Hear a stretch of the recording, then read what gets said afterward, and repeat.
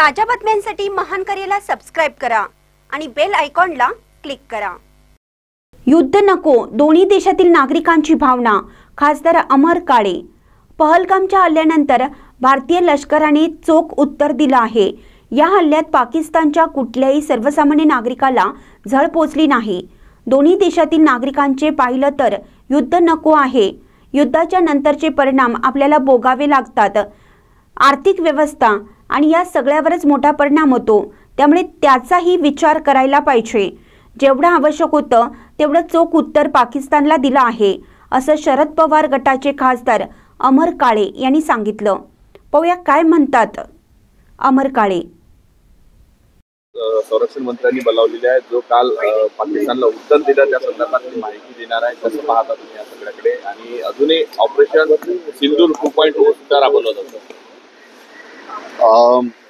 सर्वात पहिले तर भारतीय लष्कराचं मनापासून अभिनंदन करेल की ज्या पद्धतीचं चोख उत्तर पहलगामच्या हल्ल्यानंतर देणं भारताकडनं अपेक्षित होतं, ते उत्तर भारतीय लष्करानं दिलेलं आहे आणि अतिशय चोख उत्तर दिलं आहे। त्याबद्दल सर्वात पहिले भारतीय लष्कराचं मनापासून अभिनंदन करेल। आणि हा हल्ला करत असताना पाकिस्तानमधले जे नागरिक आहेत, जे निष्पाप नागरिक आहेत, ते कुठंच टार्गेट झालेलं नाही आहे।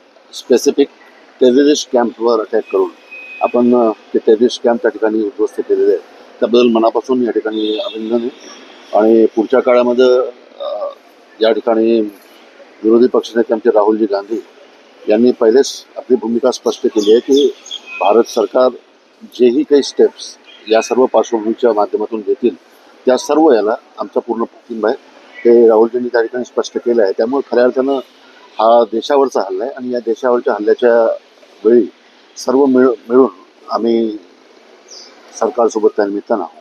ऑपरेशन 2.0 राबवलं जाऊ शकते अशा पद्धतीची तयारी जी आहे ती भारताकडून केली जात आहे। अजूनही उत्तर दिलं पाहिजे, पाकिस्तानला धमक्या देत आहे आपल्यावर हल्ला करणं? नाही, युद्ध इतकं सोपं नाही आहे। आणि जर दोन्ही देशातल्या नागरिकांचं जर आपण बघितलं तर दोन्ही देशातल्या नागरिकांना युद्ध नको आहे, शांती पाहिजे।